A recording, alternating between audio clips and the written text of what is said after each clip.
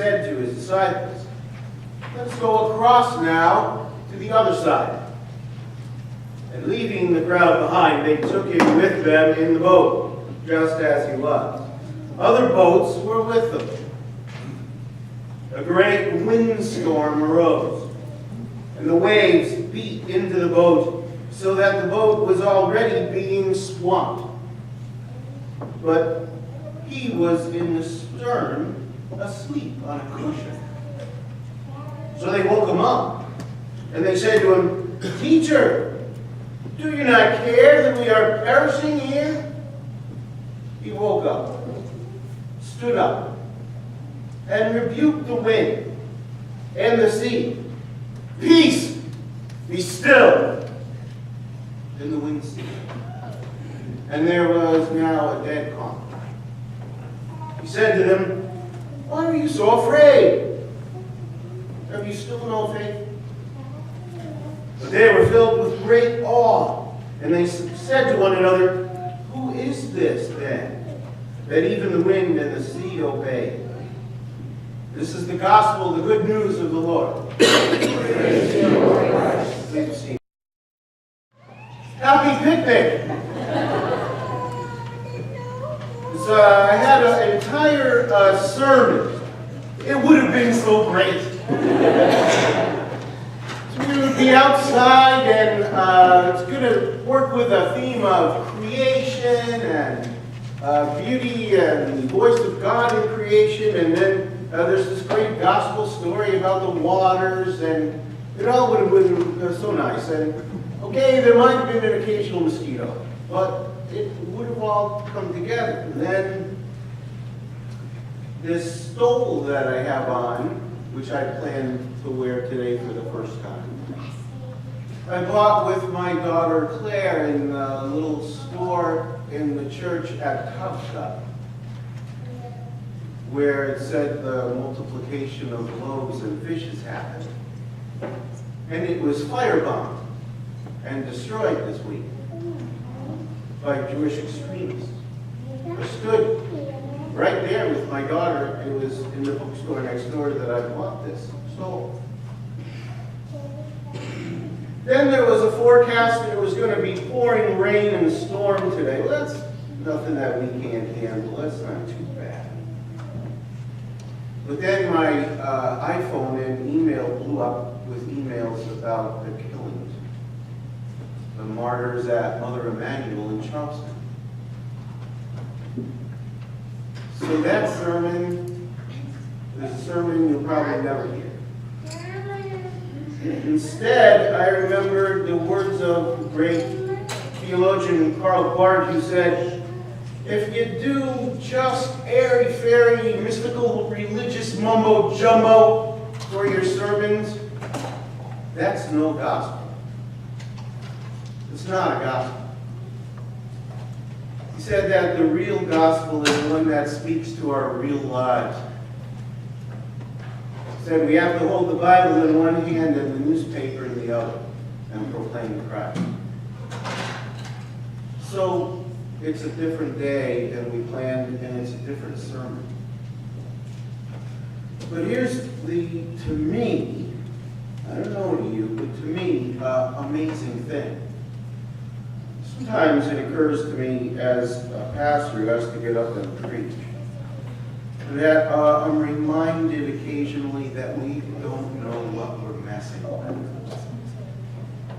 That there's something unbelievably powerful at work that's beyond what we can talk about with words. So look at the scriptures that Jeff proclaimed for us. They go and they speak to our hearts. Especially and even in the light of what's happened this week. First lessons from Job, the classic good fellow. Why do bad things happen to good people kind of guy? And terrible things happen to him, and yet he's a righteous, upright man. Isn't God supposed to protect people who are good? And then God lets bad things happen to people who are bad. That's not how it works. Job has terrible things happen to him. And then his friends come, and And he cries to them, and mourns to them. And they won't mourn with him. They give him no sense of presence. Instead, they give him theological arguments about how he must be guilty of something because God couldn't let this happen to him unless he had done something bad. And he has no right to be angry because he's under the punishment of God. This is the kind of God that they believe in. And then what's wonderful in the book of Job is God finally appears and says to Job's friends, "Shut up! You have no idea who I am. Get out of here." And then God addresses Job, and what changes Job at the end of the book is not an answer. Here's why this stuff happens. Oh, now I understand. I feel much better. That doesn't happen. Instead, at the end of the book of Job, what's given Job is a powerful experience of God present in him. God the Creator and the Redeemer present to Job. Job has an overwhelming spiritual experience of God, experience of life. It doesn't answer questions, but it heals with presence. In this case, God is not a rescuer. God is a resource. God is not somebody who pulls us out of our troubles all the time. But God reveals God's self as a strength and a sweetness within us, even in the midst of pain, unjustified pain that we're going through. And you couldn't get nicer stuff from our brother Paul.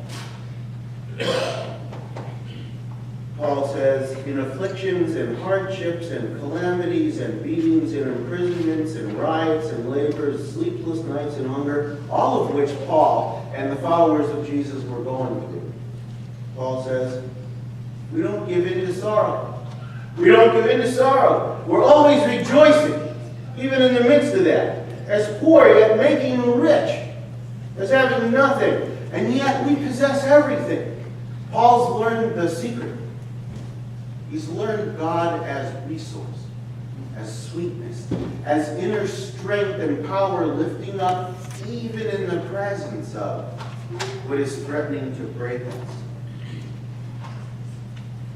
There's a tradition, a biblical tradition of confession. It's where we say we're sorry for stuff, and then we hear the words of absolution. God says, I love you, it's a new chance, start over. We didn't use that tradition today. But there's another biblical tradition called, instead of confession, lamentation. It's good and it's healthy, it's holy. Thought we might pray that. An order of lamentation today. And in the Psalms of Lamentation, here's what's one of the things so powerful in them is the psalmist names the hurt and the pain and then goes on in the psalm to praise God.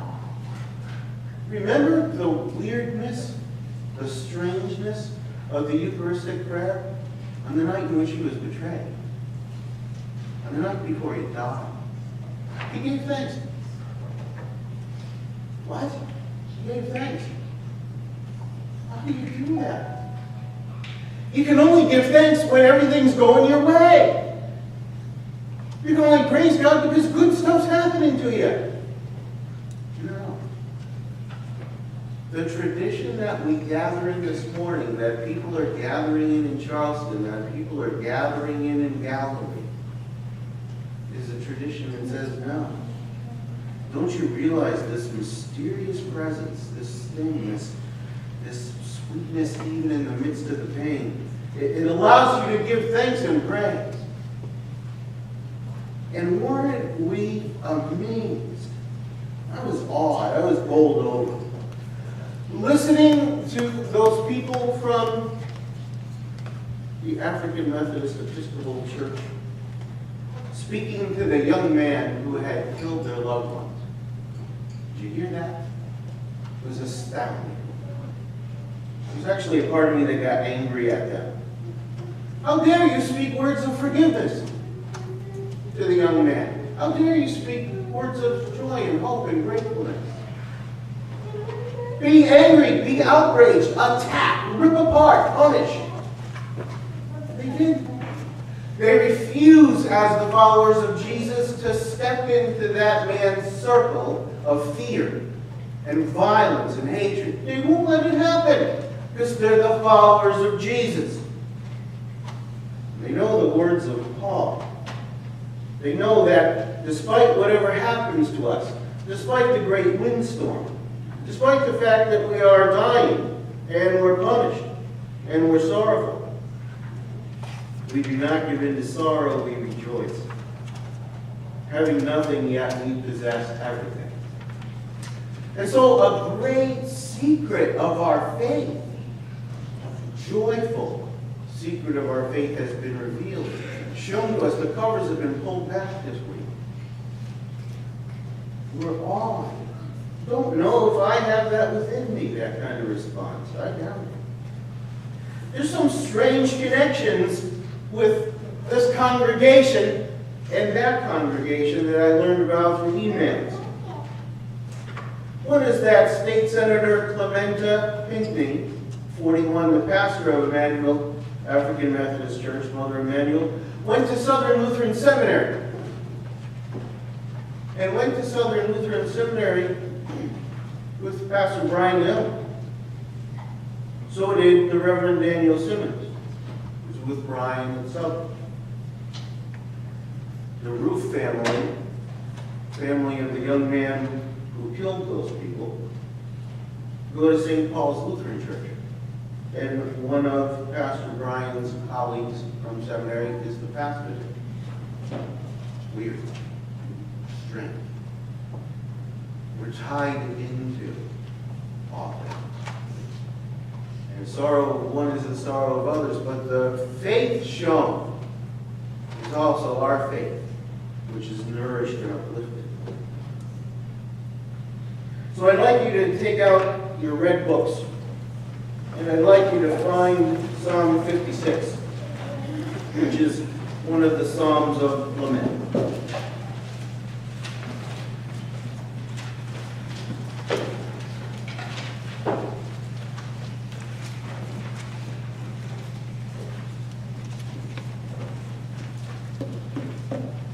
Psalm 56.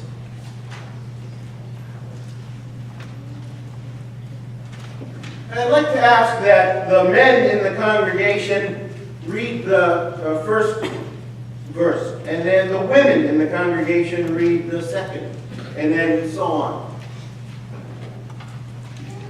So we'll begin. Have mercy on me, God, for people are hungry all day long. They assault and oppress me. My enemies hound me all the day long. Truly there are many who fight against me from high ground. Whenever I am afraid, I will put my trust in you. In God, whose word I praise, in God I trust and will not be afraid. For what can flesh do to me? All day long they damage my cause. Their only thought is to do me harm. They band together, they lie in wait, they spy upon my footsteps, because they seek my life. Deliver them over to trouble, O God, in your anger, cast down the peoples. You have noted my lamentations, put my tears into your bottle. Are they not recorded in your book? Whenever I call upon you, my enemies will be put to flight. This I know, for God is on my side. In God, whose word I praise, in the Lord, whose word I praise. In God I trust and will not be afraid, for what can mortals do to me? I am bound by the vow I made to you, O God. I will present to you thank offerings. For you have rescued my soul from death, and my feet from stumbling, that I may walk before God in the light of the living. Ask that you be silent for a moment, and I will proclaim the names of those who were martyred, witness to the faith. Clementa Pinckney, 41. Cynthia Hurd, 54. Luanza Sanders, 26. Sharonda Singleton, 45. Myra Thompson, 59. Ethel Lance, 70.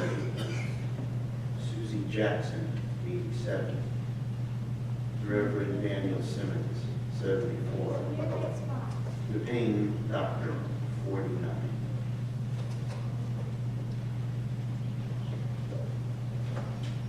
This verse that you just proclaimed together, you put my tears in your bottle. Are they not recorded in your book? Here again is the strange thing about our faith. In a crucified young carpenter, the followers of Jesus find hope and rejoicing. The covers are pulled back and we see what the nature of reality in God is. In the scriptures and in the lives of us as a community and as a nation this week, the covers are pulled back and we realize revelation. And those people had invited a young man in trust and vulnerability to read the Bible and pray with them. And they were killed in that testimony. And yet, filled with God's life, those who love them and pray with them, members of their faith family, show no hatred, show no will to revenge, but offer the young man forgiveness and healing and pray for his hope. It's a life that we share this morning and give to us. It's a life that those who revealed God to us this week share. And those who were martyred for their faith this week, it is a life that they are living still. It is a day truly, as our brother Paul says, for joy and rejoicing. The gospel has been shown to us.